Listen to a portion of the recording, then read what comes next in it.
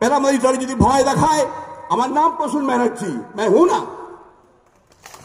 আমি বলটা জোরে করি, লাগলে লাগে, লাগলে খুব লাগে। আমি বল জোরে করলে আমি খেলছিলামই তো, আপনি ব্যাট ফেলে মারাচ্ছেন কেন মশাই?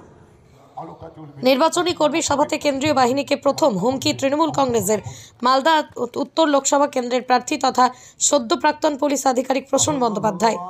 কেন্দ্রীয় বাহিনীর উদ্দেশ্যে তিনি বলেন, এতে বিএসএফ পার্লামেন্টারি সবাইকে বলছি, আইনের মধ্যে থাকুন, আইনের মধ্যে থাকুন, আইনের মধ্যে আছি।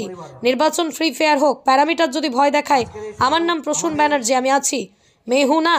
তৃণমূল কংগ্রেসের কর্মীদের উদ্দেশ্যে বলেন, স্কুলেই বসিয়ে রাখতে হবে, তাদের জল টল দেবেন, ওদেরকে অযত্ন করবেন না। বুঝে নেবো সব আইন কারণ, অবজারভার সব বুঝে নেবে। আধিকারিকদের সম্মান দেবেন, কুকথা বলবেন না। আর কি বললেন তিনি, শোনাবো বিস্তারিত।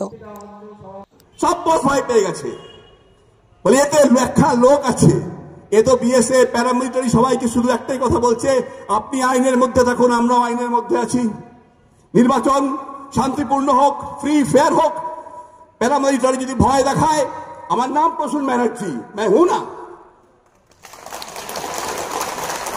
দেখুন না, নির্বাচন সদনকে বসে রাখতে হবে এখানে, এই স্কুলেই ভালো করে জল টল মা বোনেরা আপনারা দিয়ে দেবেন, ওদেরকে কোনো অযত্ন করবেন না। ওরাও চাকরি টাকরি করে, কোনো যত্ন করবেন না। শুধু বলবেন প্রসূন ব্যানার্জি খেলতে এসছে। বুটের দপদপানি AK-47 SLR দিয়ে কিছু লাভ নেই। ডাকছি ঢুকবে আধ ঘন্টার মধ্যে, বুঝে নেবে সব, গ্রেনেড বুঝে নেবে, আইন কানুন অবজারভার বুঝে নেবে। সবাইকে সম্মান দেবেন, প্রতিপক্ষকে সম্মান দেবেন, ও কথা বলবেন না। এদের এই সমস্ত অবান্তর অবাস্তব যারা কথা বলবে, এরা তো কোনোদিন বাস্তববাদী না। তাই এরা হচ্ছে যে বাস্তবটাকে জানে না, বাস্তবকে চেনে না। ওরা মাটিতে কখনো হচ্ছে মানুষের সঙ্গে মেশেনি। ও যাদের সাথে মিশেছে সেগুলো হচ্ছে সমস্ত কাটমানি যারা করে, যারা হচ্ছে যে ওই সমস্ত গরিব মানুষকে ঠকায়, গরিব মানুষের সর্বনাশ করে, যারা গরিব মানুষের অধিকারকে বঞ্চিত করে, এই সমস্ত মানুষের সাথে মিশেছে। সুতরাং উনি তো কোনো মাটিতে থাকেন না, উনি আকাশে উড়ে বেড়ান। উনি দেখতে পাচ্ছেন না, ওনার কথা বলার উত্তর দেওয়ার কি আছে? এইসব পাগল, এই সমস্ত হচ্ছে যে অবাস্তব অবান্তর বক্তব্য যারা বলেন, তাদের কথা বলার কোনো, তাদের উত্তর দেওয়ার কিছু নেই।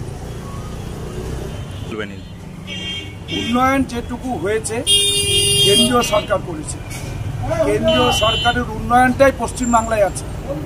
আর যা করা সম্ভব হচ্ছে না, তৃণমূল কংগ্রেসের বাধার কারণেই হচ্ছে না।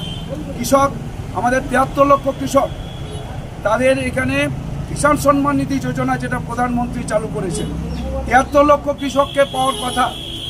আমাদের রাজ্যের মাননীয় মুখ্যমন্ত্রীকে বারবার বলা সত্ত্বেও মাত্র 42 লক্ষ কৃষকের নামের তালিকা পাঠিয়েছেন।